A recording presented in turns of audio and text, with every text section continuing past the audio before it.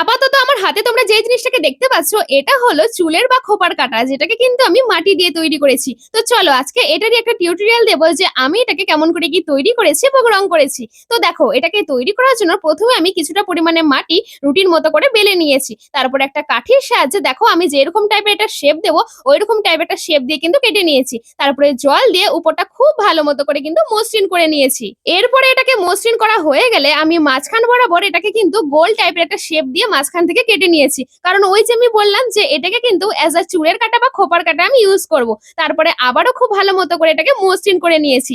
এরপরে একটা কাঠির সাহায্যে আমি এখানটায় দুটো চোখ আর একটা নাকও কিন্তু ড্র করেছি। তারপরে আঠার সাহায্যে আমি দেখো এক এক করে কিন্তু চোখ ও নাকটাকে কিন্তু সেট করে দিয়েছি। আর চোখ আর নাকটাকে তৈরি করা হয়ে গেলে আমি কিন্তু আবারও একটা ছোট্ট মতো একটা তুলি নিয়েছি, আর যেটার সাহায্যে কিন্তু ওপরটা আমি খুব ভালো মতো করে কিন্তু মসৃণ করে নিয়েছি।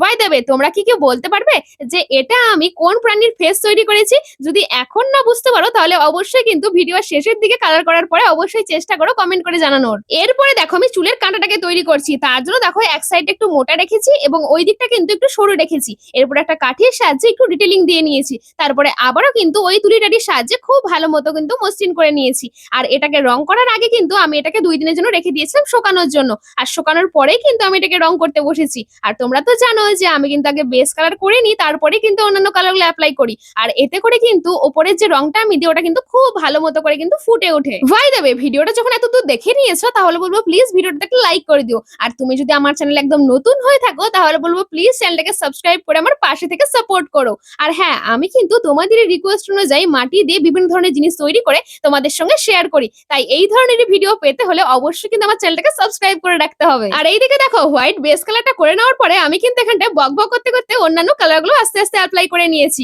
আর হ্যাঁ, তোমরা কিন্তু আমাকে অবশ্যই কমেন্ট করে জানিও যে এটা আমি কোন প্রাণীর ফেস তৈরি করেছি। দেখি কমেন্ট করে কে জানাতে পারে যে এটা কোন প্রাণীর ঠিক ফেস। সো হ্যাঁ, আজকের ভিডিও তাহলে এইটুকুই। দেখা হচ্ছে এর পরে কোনো ভিডিওতে। তো চলো সবাই ভালো থেকো, সুস্থ থেকো, টাটা।